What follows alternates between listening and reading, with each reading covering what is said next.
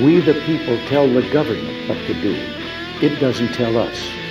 We the people are the driver. The government is the car. And we decide where it should go and by what route and how fast. Almost all the world's constitutions are documents in which governments tell the people what their privileges are. Hey everyone, welcome once again to yet another episode of Two Noobs Talking. It's episode 99. And with me, of course, are my two good friends, John Tracy and Steve Murray. Gents, how you guys both doing? And especially Steve, coming back from vacation. How are you doing, sir? What's going on? The vacation was far too short, and I was reminded in the house we stayed in how much I hate electric stoves. Oh, really? They are the worst. Yeah. I was so happy to come home to my gas stove. I bet. Yeah. Well, otherwise, I was sad. And it's great to. Well, I appreciate that. Yeah, absolutely. Great to have you back. I think we held the fort down pretty good, Johnny. I think with everything all. Not too bad. Yeah, I enjoyed the episode. Yeah, I got to learn some things on Steve's end with the social media that me and Steve can now talk about because I actually know what he does. I didn't know anything. I was just, these are great. How does he do these? It's difficult. It's really difficult. All I do is clip the videos. You're the one who puts them out on social media. I just. No, I mean the Facebook stuff is cool. I didn't know we had options. I didn't know you. It's cool. I've never seen that before. I actually thought the mosquito portion of that episode was really funny because I'm sitting there kind of going like, I'm trying everything. I can't get these things away, from my patio. It's terrible. Hate them so much. Nuclear bomb them to death. That's all I'm caring about. But works for me. There you go, gents. As we move on, I guess I don't know if we're going to continue to do the episode. Who wore the episode number in the city of Philadelphia? I'd like to be able to try and figure that out. I don't know. Maybe I don't think anyone wore 100. 100 or 101 or 102. But for now, let's take a look at who did wear. We go Wilt for 100 because he scored 100. Do that, yeah. We could probably do that. But let's take a look at the guys that did wear 99 in the city of Philadelphia. We're going to start off with So Taguchi, 2008 World Series champion. So Taguchi. I'm going to be over here acting like I remember him playing. Sit over here. Oh, man, he was, yeah.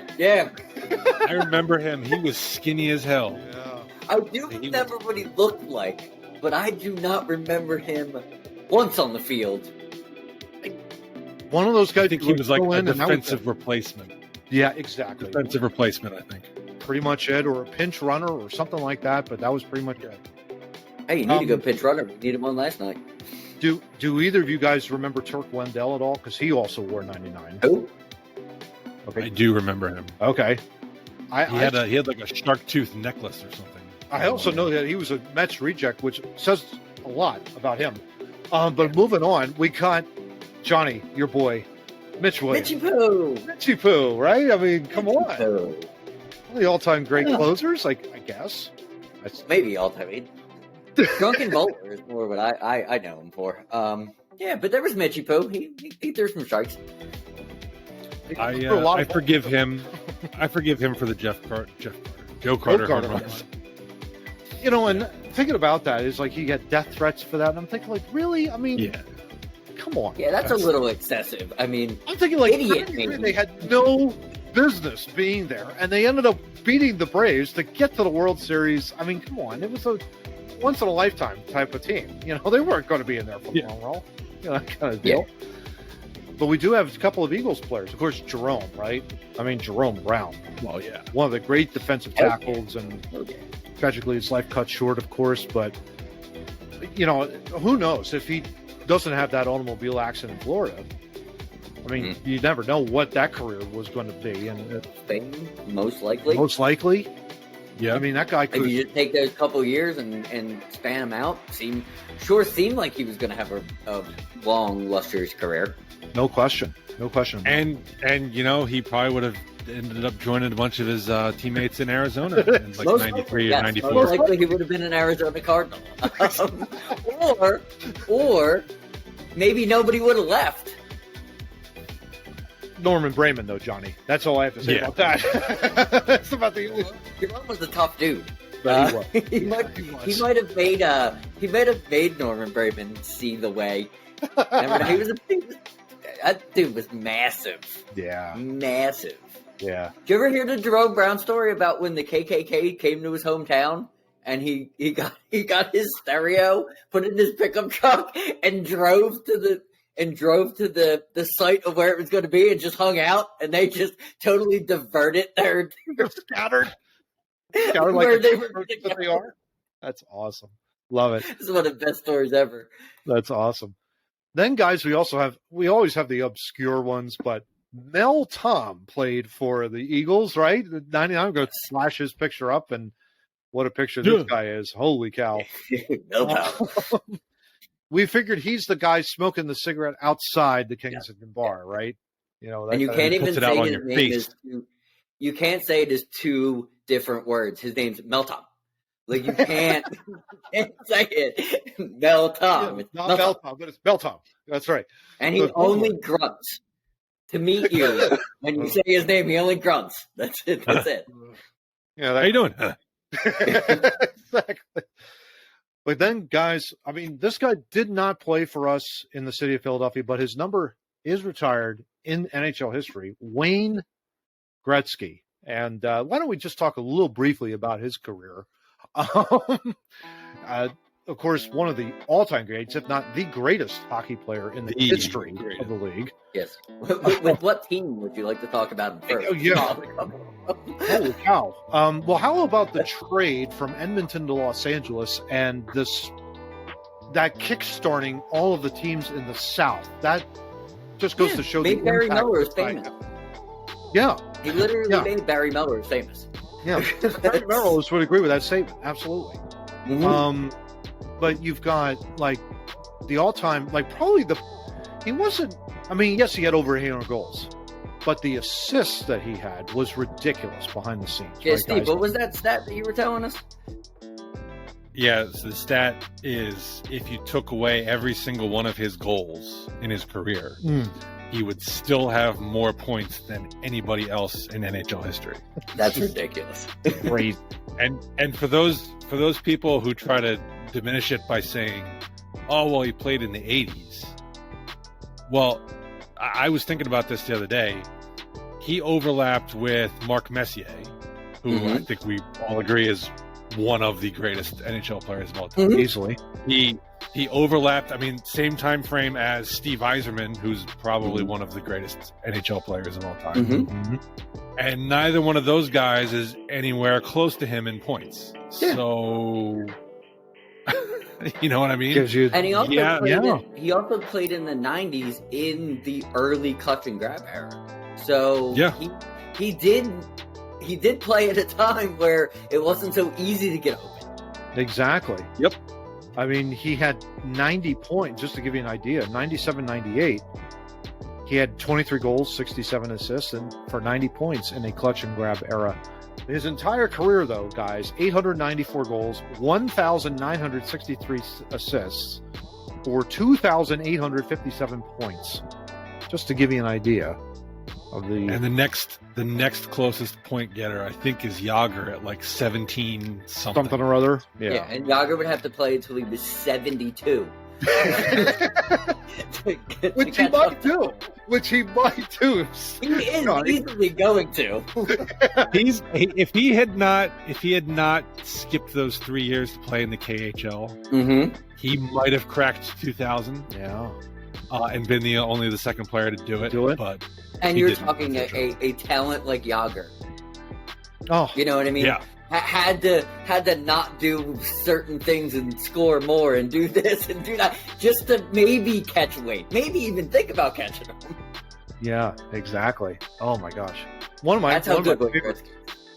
and certainly one of my favorite hockey jerseys is the last All-Star jersey that he was playing in Tampa, which is he kind of had that red jersey with the NHL symbol in the front, and of course they had like the team crest on the side with their Canadian, flag or whatever, wherever they were playing. And it's a cool looking jersey. I remember playing with that with you guys for those years, and just like, oh my gosh, just one of the all-time best, that's for sure.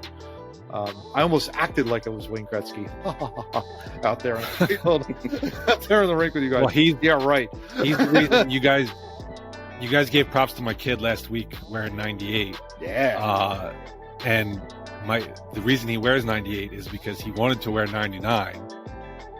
He had no idea. He was like 7 when he asked for. I was like, "What number do you want?" He's like, "Oh, 99." I'm like, "No." Pick a different one. All right, 98. Okay, fine. It's actually not Come here, bad. son. Let's go on the YouTube. Yeah. Are you going to score 2,800 points in the NHL? Then you can't wear number 99. Exactly right. Well, guys, let's go ahead and just dive right into topic 1, shall we? And this is a very interesting, hot topic in the news. Of course, student loans being the big word of the day. Biden, of course, announcing that he's going to just with a stroke of a pen just write off, $300 billion in student loans. For Technically, he can't do. You might want to ask the Speaker of the House. Yeah, exactly. Right. Really, outside of the political realm, we're not going to really dive into that muck because Biden, first of all, is a shyster. But in any event, Jen, student loans is a huge topic. Steve and I both have had student loans and continue to pay on them. I found out in pre-production this week. Correct. Jens, this is really it's a mess. It's an absolute mess, to be perfectly honest. I ended up doing a little bit of research on both Temple and Penn State. And just for this upcoming school year, you guys want to hear the cost of this? Because this is really this is annual costs now for both universities. This is before you read that. Yeah. I think this is showing what the real issue is. The real issue is not the loan itself. Mm-hmm. No. The real issue is college tuition rates are out of control. Big time. That's the real problem. Which Biden's cutting $10,000 for everybody's loan is not going to fix. Yeah, exactly. No. Go ahead, John. What were you No going one's going to say no to free money, but free money costs money. And that's the political argument is free money costs money because it's going to go to the taxpayers. It's going to go away from the student debties, which we said, what was that, around 17% of the population, something like that, maybe 20%. I don't know the exact figure. I saw 17 at one point, but I don't know. So you're going to take that and put it on the other 80. That's basically what his plan is. Yeah, it's almost like a reverse Robin Hood, I've heard. And it's like, that kind of makes sense. Yeah. It's like you're stealing from the poor to give to the rich. And it's like, well, wait a minute, what's going on here? Temple University. Steve and I, proud alums of Temple. Love Temple University. Yes. $17,136 for an annual tuition in resident in the state of Pennsylvania. Minimum. It could go up to $21,984, depending on where you go into school. Depending. When I went in 99 to 03, I believe the tuition rate for a full year was somewhere between $6,000 and $8,000. That makes sense because I went in 94 to 98 and it was around $5,000, $5,000 to $6,000. So that makes sense. Then on top of that, you pay a $924 fee. So what is this fee? It includes university services such as computer equipment and technology, access to student activities, and student health and treatment services. $924. The tuition doesn't cover that, apparently? I guess not. No, that goes hand in hand with everything, like your electric bill, your cell phone bill. They all thrown those charges in now. Now it's a convenience fee just so they take your money. Like, here's a $27 convenience fee because I picked up the phone so you could pay your bill. Like that's, I can see why colleges just jumped onto the whole rest of the world with that. Hey, what else can we charge fees for? Oh, we got those new computers, man. We could that a fee. That'd be awesome. Well, the touchscreen. Anyway, base on-campus housing and meals. Pennsylvania resident and out-of-state Pennsylvania or an international resident, $12,366 for the annual fee for that.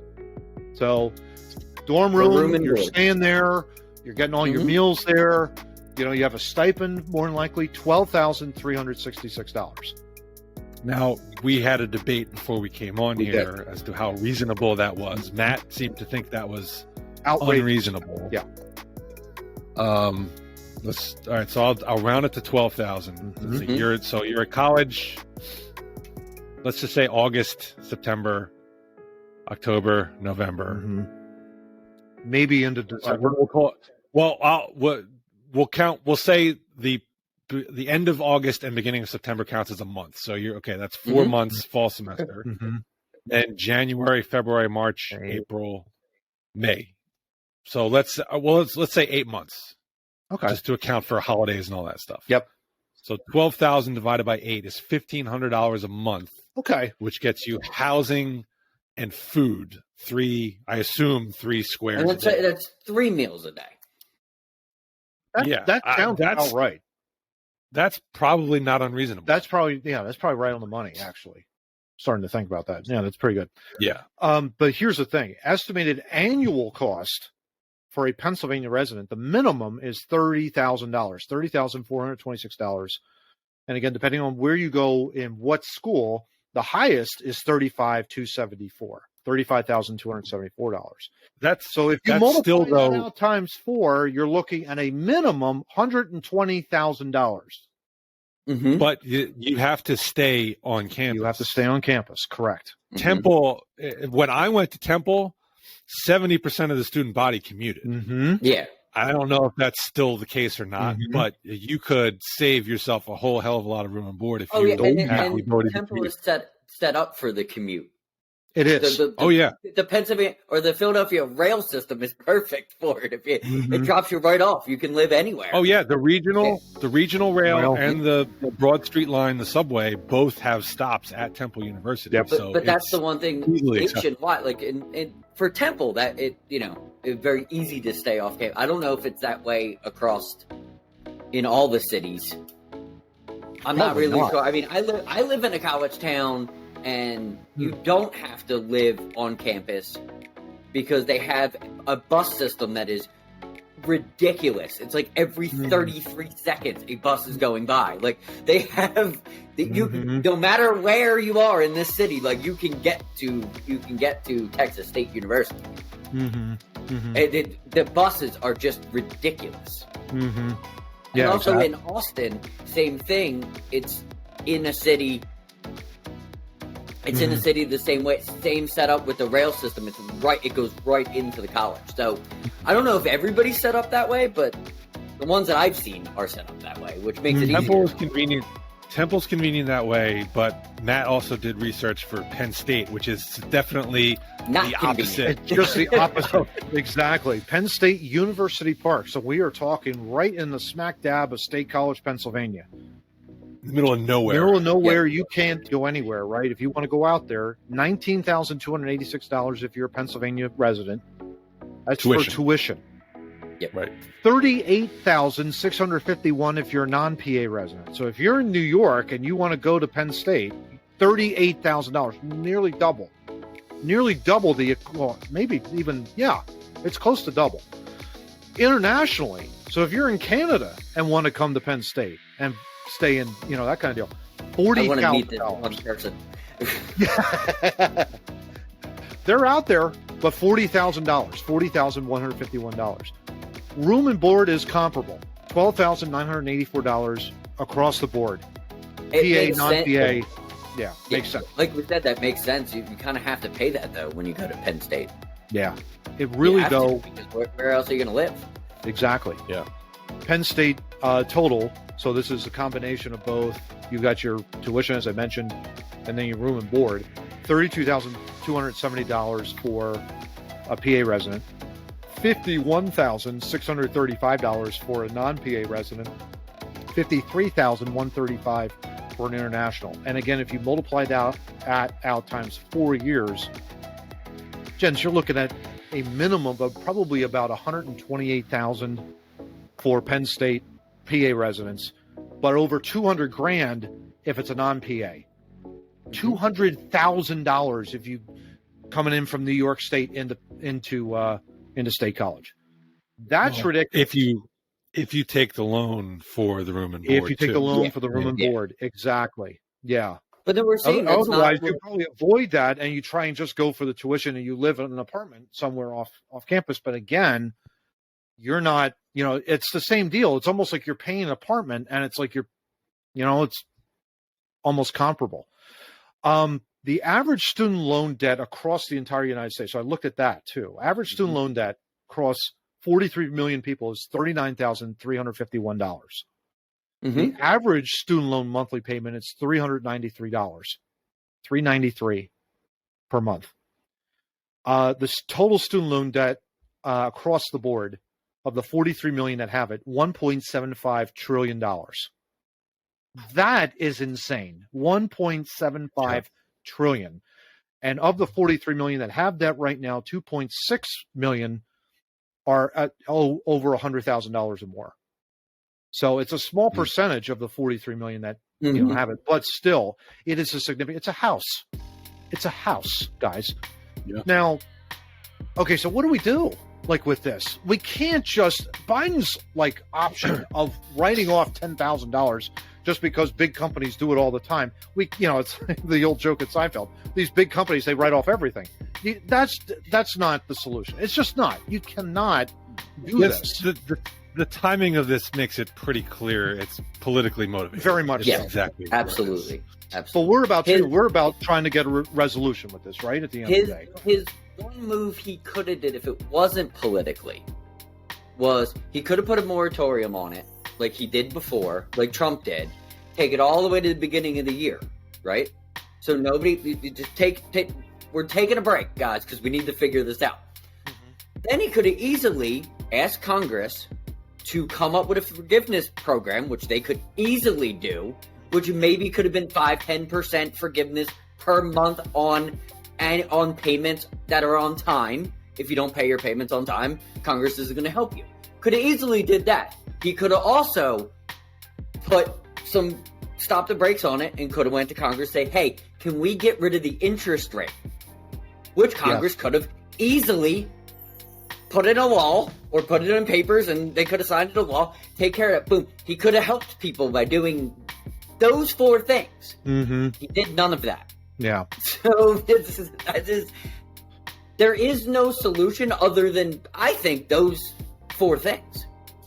Yeah, I couldn't agree with you more, Johnny, on the interest payments. That in and of itself is where the scam comes in and where I think that's where a lot of it has really been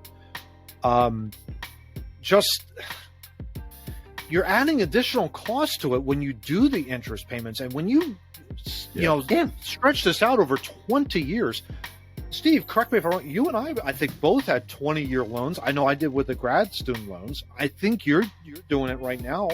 Yeah, I don't. With your law. I'm embarrassed to admit I don't actually know what the term of my loan is. Yeah. I've done a set it and forget it. It just automatically pay it every month. But it's a pain in the ass. Oh yeah, absolutely. Yeah, absolutely. Yeah. You can hear him scream "ouch" every month. Exactly. Yeah. The thing about my loan is, I actually didn't have undergraduate loans. I was fortunate enough to get a full scholarship to Temple University in the physics program. Yeah. So I didn't have any loans. By the way, it's self-inflicted. My dumbass decided to go to law school. My dumbass decided to go to law school, and I commuted. By the way, there you go. Yep. So I had to take loans for the law school tuition. Yep. So that's what my loans are for. Yep. But at getting a job as a lawyer, I was able to get a job where it's not, I'm not like sacrificing food to pay my student loan like a lot of people are. It works out. So I'm at least fortunate in that respect. But I could see where some people may not have had the opportunities coming out of whatever school they got the loans for. Yeah. And having those tough choices to make. Absolutely. Yeah. I know for me, go ahead. Finish your. No, go ahead. I was just going to say, with me, guys, I told you guys in pre-production, I'll say it on the podcast now. Going back to grad student loans for me, the first initial loan that I had was with this fraud organization. I'll be happy to say this on the podcast. A fraud organization of American Education Services. You just based did. in Harrisburg. Yeah, exactly. And interest-only loans don't work. I'll tell you that right now. You never see the principal go off, and it's like, you want to talk about a scam. That right there is problem number one. You have to get rid of these things. You've got to pay stuff on principal. Low-interest loans are the way to go, really. And that's what happened to me when I refied and went through Citizens Bank. All of a sudden, it was an inverse opposite, where I was paying 2/3 towards interest on the original loan. Now it's 2/3 interest on principal, and I'm paying That's more actually now. a really good point for people who are struggling with it. Look and shop your loan around, because trust me, banks want money, so they will. You can shop your loan around. You absolutely can, because they like money. So you could maybe get if you're struggling a little bit, maybe you could refi like Matt did, and it might drop that interest down a little bit. And maybe if maybe if our politicians will pay attention to actually how loans work, they could fix some of this too, because the scam is in the banks too with the high interest rates. Oh, no question. The credit cards that they give these kids in college, 23%, 27% just to get your books, like, that's also ridiculous. Yes, very much so. I couldn't agree more with you, Johnny. And that's what really has me kind of ticked off about it, because it's like you add all of this additional interest on stuff where it really should just be out of your checking account every single time. You don't want to add additional interest to a debt you're adding. That's ridiculous. It's almost like you want to make sure that when you pay for something, it's out the door and you're done with it. That was huge and revolutionary for me when I was refining in my student loan payment. So yeah, I would totally second that motion for sure. Yeah. But there's also, with this whole thing, there's a fairness problem too. Yeah. Yes. Isn't there? Like, yes. Just say for a minute, I went out of school and I didn't have the loans because of the scholarship, and I didn't go to law school, and I was just working, and why does somebody who took out a loan get like this benefit and I get nothing? I get nothing. Yeah. Well, Steve, I'm buying a Ferrari next week. You got the payments, right? You can handle that, right? You can handle that. Couldn't have asked for anything better. Great example, Johnny. You're exactly right. Because it's like, well, I can't make my mortgage payment this month. John, can you pay it for me, please? Just do it. Yeah, sure, no problem. I'll just pull it right on my... Well, no, but see, there's the problem. You asked him. Right? Yeah, that's it. Actually. I don't think Biden asked any of us if we were willing to, handle. Exactly. He actually called us stupid when someone asked him a real question on that exact thing. He smirked and basically told the reporter they were stupid for even asking that question, because it's irrelevant to what he's talking about. It was almost like he answered that question by asking a question that had nothing to do with the original question to begin with. So it's like, come on, man. Like, what are you doing? Look, why do we need to be responsible because some dumbass decided to take out $200,000 in loans to go to Penn to get an art history degree? Yeah. And now they realize, oh, wow, you mean I can't get a job with an art history degree that'll allow me to repay $200,000 in loans? I would also say this too. When I went to Temple, guys, and Steve, I know you could probably attest to this. The one thing that I regretted in my freshman and maybe the first part of my sophomore year was there were no business classes. None. I was taking all kinds of crap classes, essentially. Third world history, intellectual heritage, had nothing whatsoever to do. Nothing to do with business. Nothing to do with any of the majors that I was investing in. Every dollar counts. And it's like, you know what? I'm sorry. It's not that I'm being chauvinist or anything of that sort. I don't care about that stuff. Show me accounting principles. Show me risk management. Show me marketing type of stuff. Let me make that decision from there instead of having me going through like at least a year or a year and a half of a waste of time. That's ridiculous. And that falls on state education and high schools for preparing kids. Yeah. Parents too, but also high schools. We could change this in so many ways very easily. We're too busy doing things that he's doing. Exactly. As much as I hate the look on my face should tell you how ridiculous it is.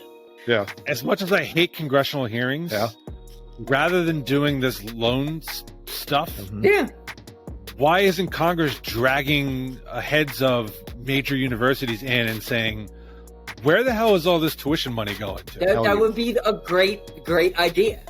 Yeah. I mean, I think Matt pointed out, tuition rates have not been raised along with inflation. Yeah. They have far exceeded inflation rates. They've escalated, yes.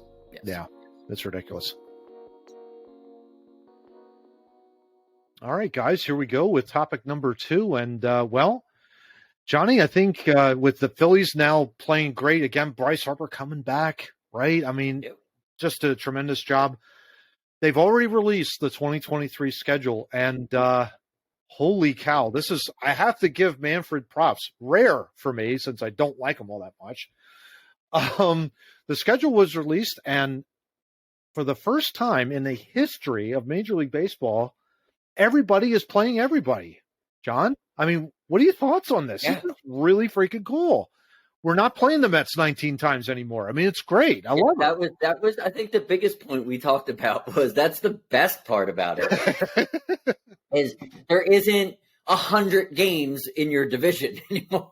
Which is, I love, and just to bring people into perspective, I love baseball. I've literally have now watched the last 20 games in a row, and I will be watching tonight's game. I even watched them play the Pirates.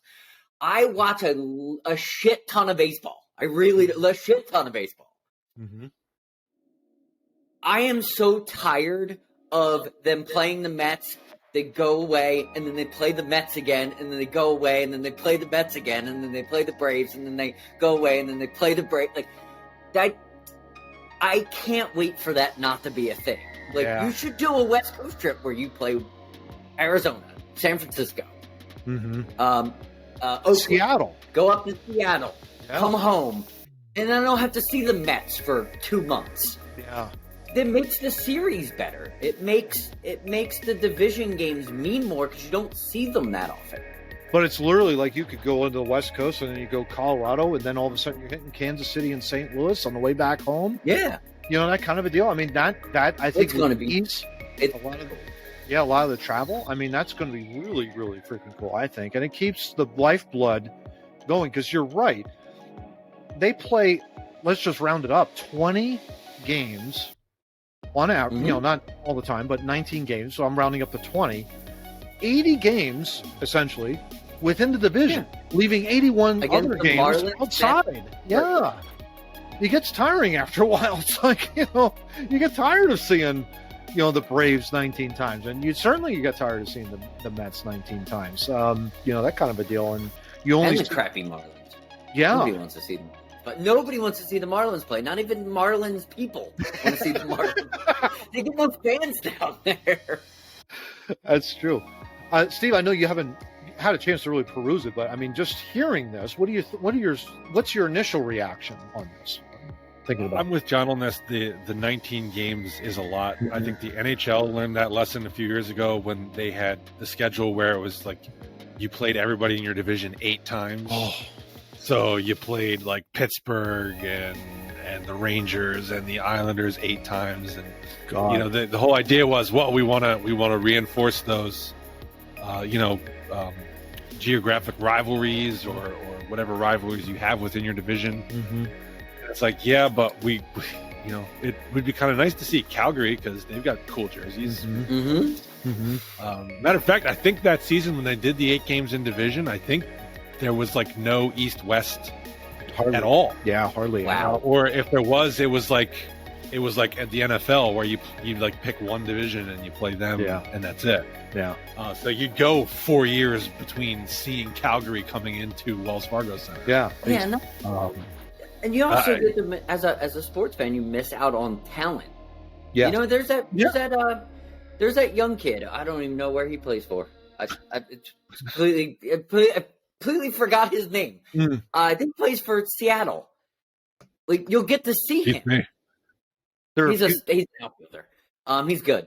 You'll actually get to see him as a Phillies fan. Yeah. Like in the old way, you would see him once every 4 years. Yeah, I was just going to say that, Johnny. It's like, there was one time where I was like, Mike Trout was going to be here and was here with the Angels, and I didn't get a chance to see him. And it's like, oh man. But it's like, I would have been like, oh, well, I guess I got to wait another 8 years, maybe, if he does show up coming here to Citizens Bank. I understand he's coming next year. So it's like, okay, part of this home schedule. He'll be part of that. So I understand that you can, like, on ESPN, you can watch, pretty much anybody. And you can, with YouTube and all that stuff, you can see players play, but it's when they're playing in either your stadium or against your team. That's what I mean. Like that. Like Tony Gwynn used to come into the vet. Like, that was a Barry Bonds, when he was with Pittsburgh and he would come to the vet. Like that. There was moments that I remember as a kid that they don't have anymore. No. Yeah, not really at all. Well, when they brought out interleague play to begin with, you thought, oh, this is going to be great. But it just turns out we just keep playing the Yankees over again. We keep playing the Red Sox over because they did the stupid NFL thing where it was like, oh, pick a division. Oh, NL East plays AL East. Might as well. You need variety, especially with baseball being so damn boring. You need – and I love baseball, like, to the core. I mean that as kind-hearted as I can. Yeah. As boring as the game is, you need these things to make it more watchable. And for God's sake, the NFL does it the way they do it because they only have 16, now 17 games. Yeah. You got 162 friggin' games, for God's sake. Can't we see the Royals once in a while? You would think. Or the White Sox, or all those teams. Yeah, exactly. I can't remember the last time I saw the Phillies play the White Sox.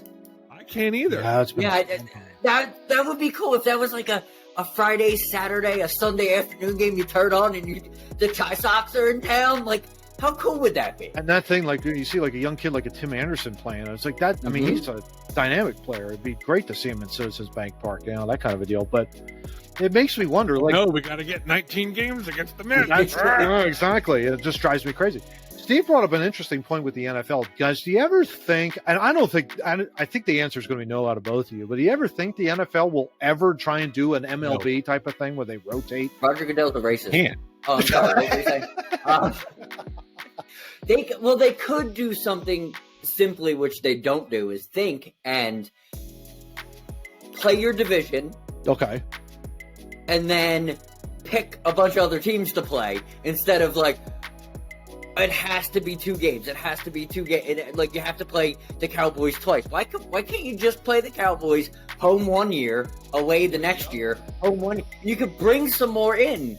You could bring some more teams in, but they won't do it. And that's the thing. That's only replacing 3 games in the schedule. And so at that point, who would you pull in? And you've got 4 divisions, and we have these computers that can randomize all this stuff. We don't really have to. All we have to do is tell the computer what we want, and it'll do it for us. Well, again, the NFL's number of games just strictly limits you on that regard. So it's very difficult for the NFL.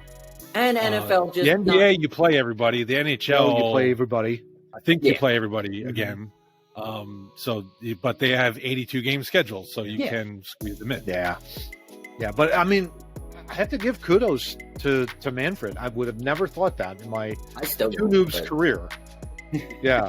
that he created this. Well, maybe it wasn't him. Maybe it was the schedule maker. Yeah. Well, I was say, we know it was him. Yeah, this wasn't Rob. That way. Yeah. And now, a word from our sponsor.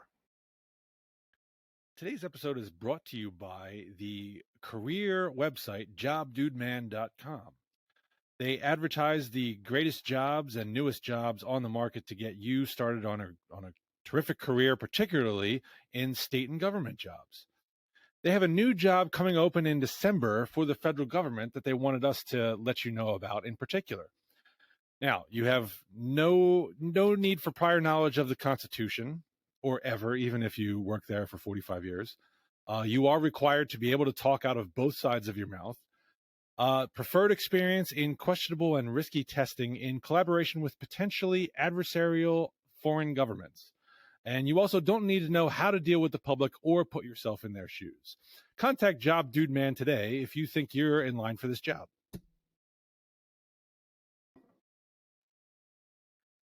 All right, guys. Well, topic 3. Hey, by the way, before we get started with topic 3, I just want to wish the Riddler a very happy retirement before he gets fully arrested and thrown in jail for the rest of his life. Just saying, Johnny. You think that's going to happen? I just got a text from Dude Man. They wanted Steve to clarify. I'll just read it. Clarifying that for this position, you need to be able to talk out of both sides of your mouth and your ass, preferably at the same time. I'm glad they clarified that. Yeah, exactly. Very important. Exactly. We want to get the proper fit. There you go. Exactly. Hey, look, the upside is the potential to make the most money in the government possible. So. You never. Oh, yeah, absolutely. Heck yeah. More than the president of the United States. So there is definite potential. Definite potential for sure. But there are drawbacks. Rand Paul has a hard on for you. Exactly. Take that with a grain of salt while you're at it, right, Johnny? More like he's got a hard on to see you get screwed. Yeah. Yeah, not for it. No, I mean, I do want to see those two in a fist fight. Oh, I'm done hearing them talk. I want to see them actually throw steel it down. cage match. Yeah, absolutely. Put them in a steel cage. That's what I want to Yeah, see. exactly. Yeah. All right, guys. John Well, wants to see him mud wrestle. from the sublime to the ridiculous, here is the third topic here. And Johnny, Yes. we can't appreciate nature anymore. We have to have Wi-Fi. Why don't you go ahead and just introduce this topic? Because I when you sent it to me, I was just like, Yes. oh my gosh. Go ahead and just introduce it, bud. What do It you got? took me 3 days to read this article because I was so pissed. Like, I couldn't get past the headline. I'm like, why, people, why? So apparently the government in Africa, I believe, yes, where Kilimanjaro is, has decided that we need... Good geography there, John. Yes, that we need Wi-Fi at the summit. So they've started this program in which now at the mountain you have, when you start, you have Wi-Fi. And soon when they figure this all out, you will get it when you get to the summit. Like, they will actually have working Wi-Fi. Oh, Kilimanjaro. Yeah. Yes. Kilimanjaro. Yeah. So when you climb the mountain, you'll have, in a couple years, you'll have Wi-Fi all the way up. This is for, and the government was quoted in saying, this is so people can live stream their climb. Oh, you got to be kidding me. Oh, why? Yes. Why are we Because doing this? climbing Kilimanjaro is not enough, dude. You need every one of your followers to see it. Oh, my We God. we not only have to touch the bison, we have to live stream us touching the Yes. bison. Yeah. Yes. Which will lead to Yeah. live streaming of getting gored by Gored the by bison. said bison. Yeah. Yeah. Oh, this is Yeah. just so ridiculous. So Why? when you get to stage 1, man, you can sign off on your Facebook Live. People probably don't do that anymore, but you can sign off and be like, I'm at stage 1. I'll catch you guys in the morning. You'll turn it off, and then Facebook will do its whole thing where it processes your video really slow and doesn't post it after that. Goodness. You know, that kind of stuff. You can now do that on Kilimanjaro. This is just... Soon to be followed by they will have a Starbucks on the peak of Kilimanjaro where you can not only live stream that you've reached the summit, but that you're also enjoying a cool latte now at 10,000 feet or whatever the fuck. Sponsored it by is. Starbucks. So Yeah. It is the highest mountain in Africa, the highest single freestanding mountain above sea level in the world. 19,341 feet above sea level.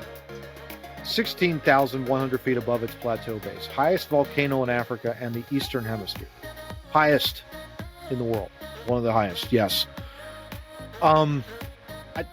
This notion to be always connected, gents, particularly when it comes to nature and seeing something, just stopping to think about this and I have to be always connected.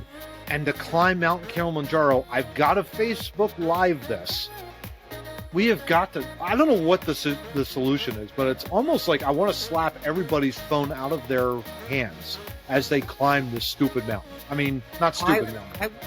I would have been really happy if they would have announced that they, using technology, created a system in which made it safer to climb Kilimanjaro. I'd have been okay with that. That'd have been fun. I'd have been like, wow, that's humans doing good human stuff. Like, that's good. Here's the path. This is... Yep. This actually makes it less safe to climb Kilimanjaro. Oh, yeah. Yes, it does. Well, let's see. I'm approaching the summit here. Oh, shit! It's like, you got to be careful, Steve. You had to separate his shoulder, for God's sakes. But anyway, in any event, I mean, your point is perfectly stated, because it's like you're going to see people that are going to do that very thing, that they're going to hold their phones out and look at me, I'm climbing Kilimanjaro, and the next thing you know, it slips out of their hands, and then they slip and fall, and the next thing you know, you got a death at Kilimanjaro. And it's like, we only have ourselves to blame on this, gents. I mean, I hate to say we already have enough of those at Kilimanjaro because it's such a hard climb. It's not just walking up the hill. Like, it's a serious thing. It's a 19,000 feet ascension. You're exactly right, Johnny. I mean, and I remember going to Vegas. This was about a decade ago, and I was like, part of it was the Grand Canyon, of course. And I'm going out there, and there was one point, I think it was called Eagle Point, and you're basically you have to be obviously very careful, but you're climbing out over this precipice that overlooks the Colorado River below you, about a mile below. The last thing I'm wanting to do is, with one hand holding my cell phone out and climbing, guerrilla style, going up and it's like, how many people have done those stupid things and either dropped their phones or, far worse, because there are no ropes when you're out there. That whole thing is the experience, right? You're in part of nature. Well, you have to be able to take that into account as you're climbing this thing. Oh my gosh. I don't get it. I don't get it at all. When did it become that we have to experience things through our phone and not, just take it all in? Oh no. I used to get on my wife when we would have like the kids, concerts or whatever, and she would spend the whole time filming it with the phone. Oh. And I'm like, why don't you just sit and enjoy it? Get a picture or two, but enjoy the concert. She's finally come around on that. She realizes now that it's like, we don't need 1,000 photos on vacation. Just take a few here and there to capture it, but otherwise enjoy the vacation. The memory is more important than the actual video itself. Yeah, exactly. But these people are like, it's not enough anymore to be like, oh wow, I'm climbing Kilimanjaro. This is awesome. I can see all the way over there. I see this all wildlife. I see a bison that doesn't belong in Kilimanjaro. Now, but he was airlifted in by two noobs. Now it's, hey, look at me, look at me, look at me, look at me. What I love, to piggyback off that point, Steve, really, I love it, especially when you go to a concert. We want you to refrain from taking any photos, video recordings, all that kind of stuff. They say that at the beginning, and in my mind, I cheer loudly because I go like, yes, we don't have to put up with this bullshit with the cell phones. But the problem with that is that they replaced the lighter at the rock shows with the phone camera, with the light on the phone. We can't get away from it. No, that's the sad part. But yeah, it's like, at the same time, it's like, you just have to put your phone down. Just put your damn phone down and just enjoy it, for God's sakes, please. And I hope the African government changes its mind. That doesn't put Wi-Fi up there. No, with that quote, they've totally gone headfirst into this thing. Oh yeah, they're 100% in this.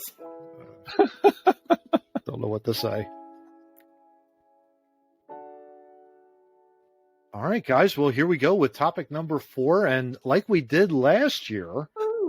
Episode, I think it was 48 or 49. I'll have to look that up. And in any case, I'll throw it in the card in the upper right corner. But like we did with last year, we're doing another Philadelphia Eagles season preview. for the 2022 season. So, I mean, why don't we just go right ahead and just dive right in, guys? Steve, I'll go with you first. Like, let's just talk about the team overall first. What do you think of the team overall, how it was constructed, and, you know, initial thoughts so far of the preseason, things like that? I haven't watched any preseason, so I don't really know what's going on. From that standpoint, I do like the addition of A.J. Brown. I think the wide receivers are going to be good. Yep. I'm hoping they keep up with the run heavy because I think it helps them. And I hope Jalen develops more as a passer this season. Continues to get better. He's got the right attitude. And the work ethic to do it. I just hope that the result actually happens. Yeah. And then on defense, the linebackers look to be improved. I love the line. My only concern is the safeties. I worry about that. I have not heard good things coming out of camp so far on the safety side. And then the other thing, and you can laugh at me for this, but one thing that Andy Reid had a lot of success with, and we've had a lot of success over the years with, is punters. Oh, there you go. We've had really good punters here, and that can be a very important part of the game to flip the field. Absolutely, yeah. And right now, I'm not thrilled with who we got. He doesn't have any competition, so we're kind of stuck with him. I hope he figures something out. Yeah, exactly. Yeah, that's a pretty good overall review. John, thoughts with the team overall? Pretty much mirror everything Steve said. Super excited about the wide receiver crew. Yeah, Quez being a third and fourth option is awesome. You know, and some of the young guys, hopefully one of them makes the team. Of all those young speedsters that are fighting for a position, they all look fun. I like them. Running backs are just solid. Love that. Love that they brought Scott back, and they have Sanders. Hopefully he'll be healthy. And Gainwell, who I just fucking love. He disappears and then reappears, making a play almost every time. Yeah, it's kind of curious, you guys. Just pulling up the stats right now so far in the preseason. Deon Cain, I should say, 80 yards receiving so far in 6 receptions. He leads the team. Our boy Jalen Reagor, 5 catches, 43 yards, averaging a good 8.6 yards per reception. He might not make the team. He's probably not going to make the team. Well, hell, if we could get ultimately what turned out to be a 6th-round pick for J.J. Arcega-Whiteside. Yes. Can't we get something for Rager? Yes, probably. Maybe a bag of footballs. That might help. I don't know. That'd probably be a little bit more valuable. I'm just saying. Yeah, a bag of footballs for Sipos to practice punting. There you go. Yeah, because he needs help. Yeah, I was just going to say. I was just going to see if I can pull his stats here. Special teams. Here we go. And yeah. Well, okay. He's averaging 44 yards a punt, net of 38. As long as 49. Inside the 20, he's placed it there 4 times with 1 touchback. So, he did all right at the beginning of the season, but then when the weather got cold, he started to suck. Yeah. That's what I worry about. I mean, it's summer. Yeah. Yeah. So we'll have to see. We'll have to see how that goes out. Yeah, I'm expressing the same amount of optimism, guys, in terms of the offense. I think the offense has drastically improved for the better. I mean, Devontae Smith now doesn't have to shoulder all of it. You got AJ in there, and he's a beast. And Dallas Goedert, you got to only think he's going to continue to improve in the tight end position. Miles Sanders has me a little worried. I think he's been injury prone the last few years, and he got hurt again. So it makes me worried there on the running back side of things. But at the same time, we got good depth there. Gainwell, Boston Scott. It's like, it's okay. We can absorb that. And if we have to look for a running back in the draft next year, at that point, we just say goodbye to Sanders. We just say goodbye to Sanders, unless he bounces back and has a good year. Defensively, we'll see. I agree with Steve. I think you're thinking about the safeties. It's like, okay, you don't have McLeod. You don't have Jenkins. You don't have any of the guys we had before. Kind of thin back there. But you got Darius. You got Darius out there, and he can play pretty good cornerback. I'm not worried about the corners. Yeah, I'm worried about the two corners are fine. It's the safeties behind them that I was worried. Yeah. My kid actually asked me a question the other day because I always get a Eagles jersey and it's always a safety every couple years, always. And he goes, "So who are you going to get this year?" And I was like, "Probably AJ Brown." And he goes, "Oh, not Mark Stepps." And I just started laughing. I'm like, "Yeah, I'm going to wait until they draft somebody." Yeah. I have to wait. Yeah, it might have to be the next Brian Dawkins. Maybe that'll be it, Johnny. You get somebody in the second Yeah, round, maybe next year. We'll bring see. me a free agent. Somebody. Yeah. We need somebody play safety. All right, We so don't got why don't we take a look at the schedule here? Last year we famously, all three of us predicted 9-8, but every one of us had different paths to get to 9-8, and it turned out the Eagles were indeed a 9-8 team. We weren't sure back then if they were a playoff team. In fact, they were. They got in, I think, as a 7 seed. I think they were a 7 seed going against Tampa Bay, and they lost. That just sounds weird, but yes. Yeah, it does. It does. Well, I'm going to flash up our results here on screen of the year. And like we did last year, we all agreed the same schedule. We all have them going 11-6 this year. And very interesting. And of course, we all have differences within who wins and who loses. All three of us, of course, start out the season 3-0. Lions, Vikings, and Commanders. That win. Pretty much straight across the board. John, I think everybody has that. Yeah, exactly. John, I didn't want to. Yeah, it's like it's hard to find a loss in there. John, with the loss against Jacksonville at home. John, will go with you. What thoughts there on that? That just seems like a trap for a young team. Yeah, the first 3 games. Dougie's not stupid. No, he don't have a lot of talent, but he's not stupid. He's not stupid. That's true, and he's got something to prove there, right? I mean, at the end of the day, yeah, he got fired by these folks. I mean, could they win? Could they win the game? Absolutely, they could win the game.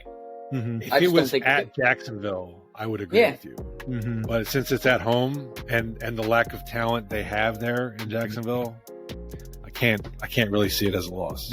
Like I said, if they do win, it wouldn't shock me. I needed to pick some losses, and that was one that I picked. And that was one that you picked. Yeah, we all have them losing to Arizona on the road, which for Steve and me, that's their first loss. Steve, though, with the Sunday Night Football loss to Dallas at home, Mr. Murray, explain yourself. What's going on there, son? I feel like they have to lose one to the Cowboys. Okay. And I feel like right before the bye and coming back from Arizona. And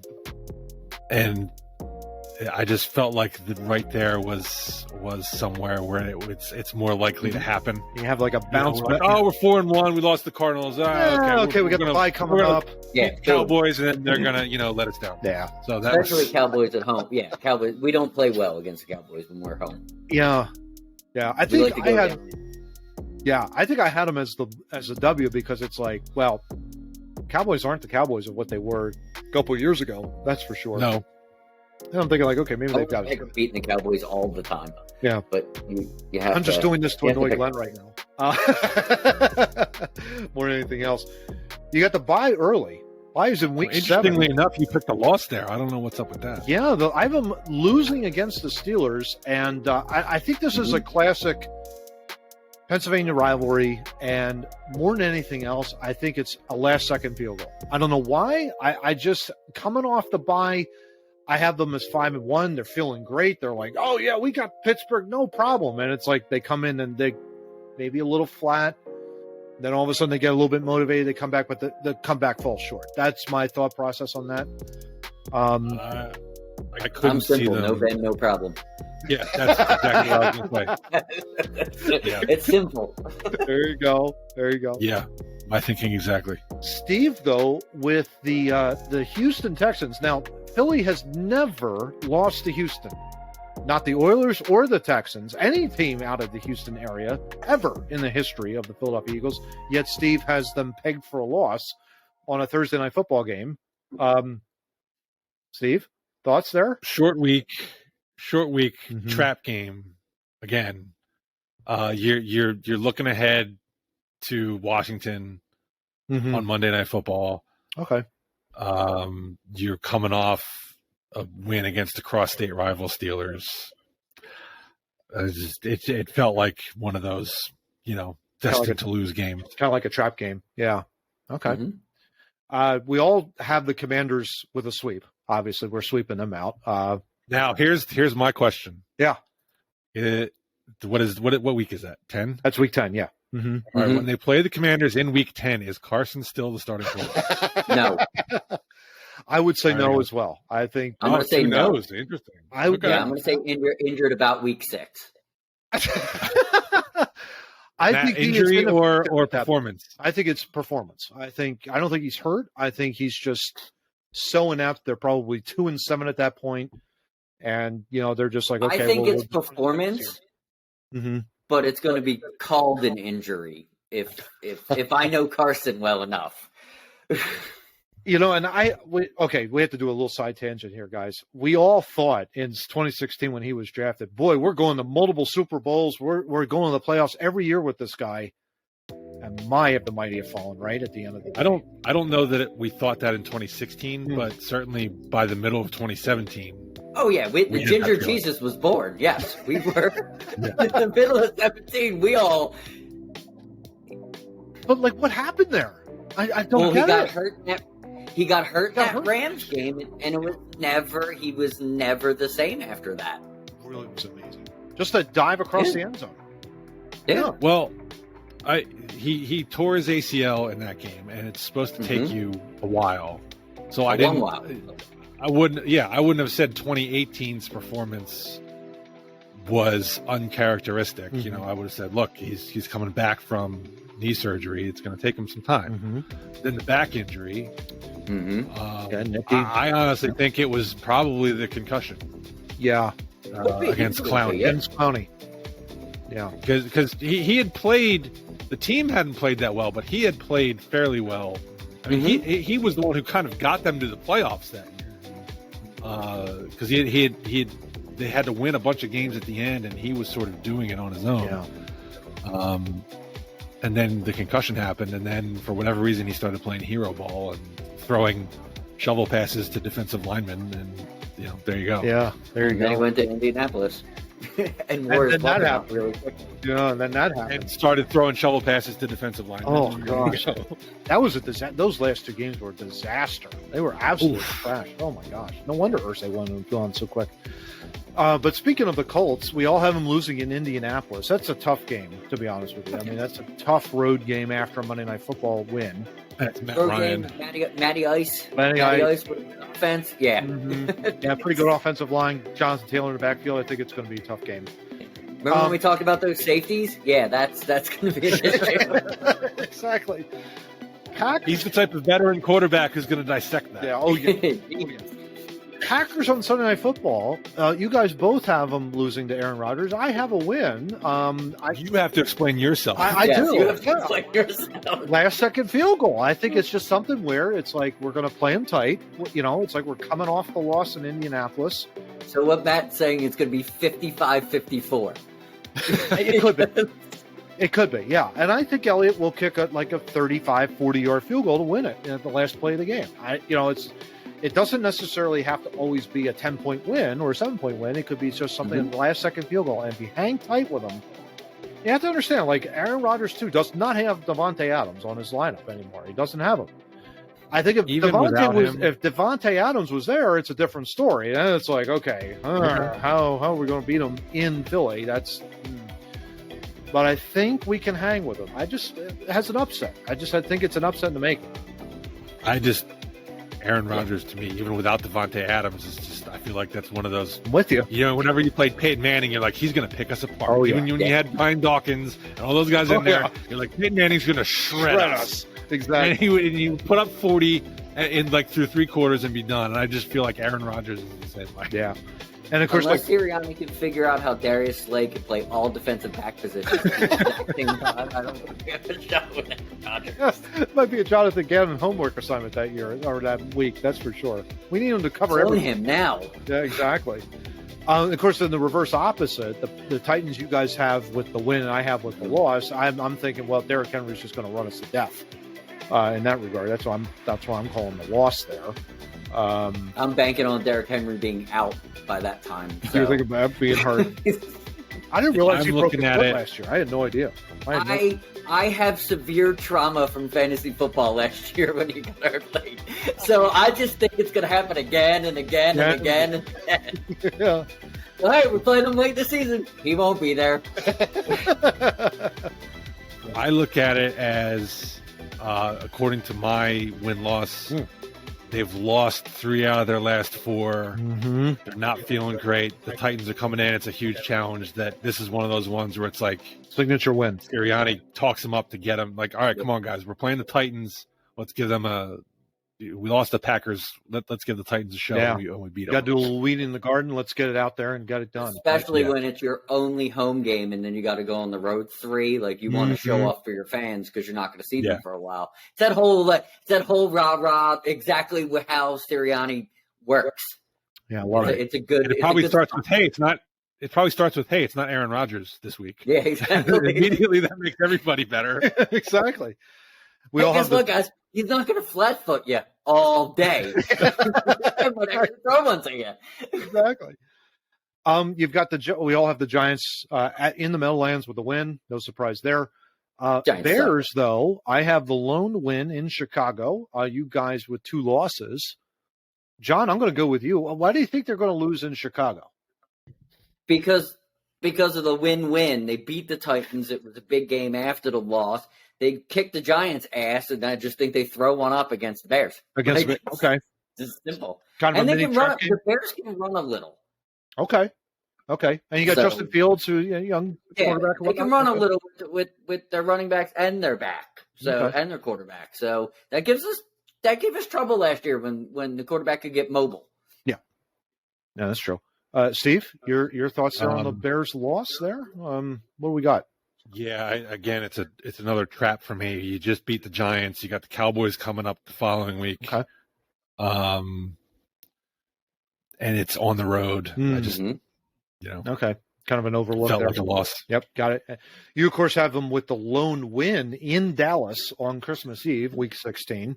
Well, I feel like they have to split with the Cowboys. Yep. So that was, I think losing earlier. We all have that same rule. It just we just haven't flipped. We just haven't flipped, exactly. Week 17, I have a Saints loss in there. I think the only reason I have the Saints loss, I really can't explain it other than maybe it's a last-second field goal that they win, that they do against us. I don't know. It doesn't cost us, but it's like, okay, well, we can absorb the loss because we're still going to win the division, that kind of a deal. It's like not that crushing. I feel like you've sustained a headache. I think I did. Maybe what it is, here's the thing. Maybe what it is that they're going to wear those ridiculous third helmets that we've reviewed a couple of weeks ago. Confuse everybody. They're going to confuse everybody, and it's going to be like, what the heck? And it's like the next thing you know, Are we playing the Buckeyes? What's going on here? Exactly. This is the Pittsburgh thing all over again. No Drew, no problem. Some of these teams had really good quarterbacks. Now they don't. Yeah. And they didn't do much to replace them. Yeah, exactly. We need to win that game because we need to bury the Saints as far down as possible in the standings so we get a good draft pick in the first round. Yes. Exactly. Yeah, that's a good point. Yeah. And then, of course, Giants to win it. I mean, we're thinking they're sweeping the Giants and the Commanders, split against the Cowboys. I think that's all 3 hosts, right? We'll do that. So 5-1 division. And then you've got 6-5 against everybody else, basically. It seems to be about where we're thinking with an 11-6 record. Question to John first. Do they win the division? Yeah, I think so. Okay. Steve, win the division?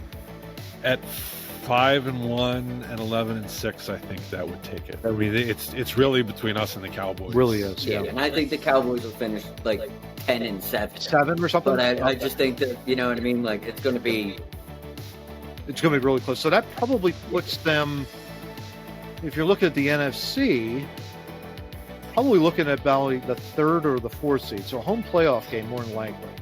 Now, my question to both of you. I would predict that. Yeah, home playoff game on the home first playoff weekend. wild card weekend, whatever they call it. Do they win that game and go to the divisional round? And how far do you think they go? Steve, I'll go to you first. Like, do you think they win that home playoff game? Number one. It's going to depend on who they play, I think. Yeah. I see this team as one where certain matchups might give them difficulties, and so Like depending on who quarterbacks. comes in, right. So, if some team with a decent quarterback comes in, we might have a problem. If we're playing a team that's happy to be in the playoffs and has a rookie quarterback playing for them, then we probably take it. But it's all going to depend on the matchup. Yeah, I think. Johnny, what do you think? I think as the fan and looking at it in this team, wanting to see this team grow, they need to win that game. But I don't know if they do. Interesting. Okay. So you think possible home playoff to make me say that it was a successful season is just that one playoff win as the growth throughout. Like super duper 100% excited about the next year. They win. I don't know if they are that team. The season will tell. But I would be just happy with that win, and that would be for the season. That would be a good, happy season for me if they win that game. But I don't know if they have the talent to do it. I think you're right. I think that's for them to have a successful season. I think they need to win the division and win a playoff game. Okay. Yes. I think that they need to do that to be a success, because the last year they made the playoffs, which was a great step under Sirianni, especially after that season. Yeah. Right. But then Brady annihilated. Oh, them. yeah. Yes. And we can't. Yeah. So we've got to win a playoff game. Yeah, I would agree. Yeah, I would agree with that. Yeah. To be on the right track. It's going to be interesting to see what happens in terms of the entire NFC, where they're slotted, because you're thinking like Packers, I think all three of us would probably agree would be the number one seed. I mean, with Aaron Rodgers, you never know. He's probably the best quarterback in the conference right now.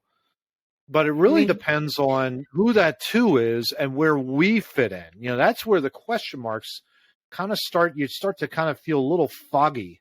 I kind of feel 1-2 is going to be Green Bay, Tampa. I think we're 3 or 4. Yeah. It's just a matter of where we fall. If we fall division winner, we're 3, which is okay with me. Okay, we're not. We don't have the elite quarterback at Tampa, and we have a guy that we want to be an elite quarterback. Yeah, and I think it's more fourth, because if you got the Rams involved, they're probably going to be back, and they're kind of going to win that division again. So they're no slouch either. Yeah. So we'll see. But yeah, I would agree with both of you. I think the goal here is, if you get Hurts, if you get him up to 2/3 of his passes complete, I think it's the no-brainer they win the division. I think it's an absolute no-brainer. I think so. I think the division's easier to win than in the Giants suck. The Commanders are worse than the Giants. I think the Commanders are last in the division, to be perfectly honest. The Commanders are worse than the Marlins.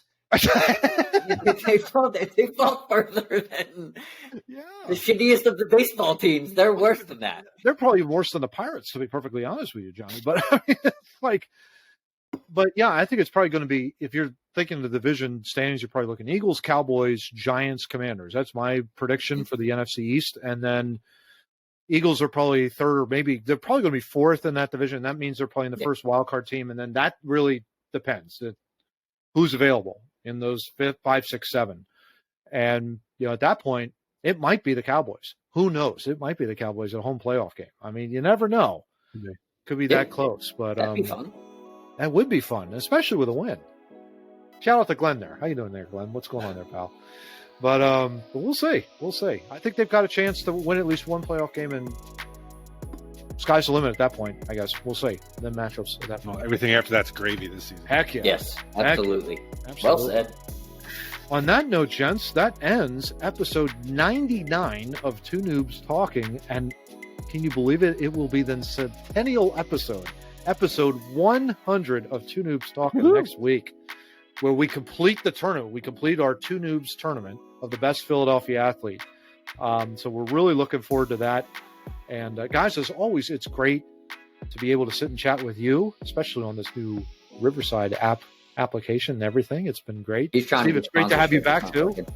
What's that? Johnny? Trying to get sponsorship. It's not working. Yeah, exactly. Trying to get sponsorship. Why not? We're off Zoom calls. It's great. But while we're at it, John, why don't we just show up on our shameless plugs? Where can people find us, man? Yes, we are on. We post on Facebook like 3 or 4 times a week, and that video goes all over the place. It goes to Instagram Reels, TikTok, Clapper, Facebook Reels, Twitter. I think that's everything. And they're little short videos that will direct you to our main YouTube channel, the Two Noobs Talking Podcast. Like, share, subscribe, get notified when our episodes drop. They drop Wednesdays at 7 Eastern. On the audio side, Steve, where can people listen? On the audio side, yeah. We are proudly hosted by Podbean, which beams us to the top of Mount Kilimanjaro, where you can get us on Google Podcast, Apple Podcasts, Spotify, iHeartRadio, Glenn. Don't fall, Glenn. Amazon Music, and Pandora, amongst others. We are Googleable. Love it. Love it. All right, guys. Well, that's it. Episode 99 is over. It's on to 100.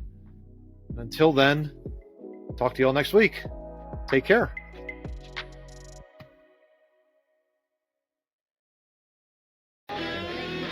If you don't read the newspaper, you're uninformed. If you do read it, you're misinformed. That's a great question. What is the long-term effect of too much information? One of the effects is the need to be first, not even to be truly informed.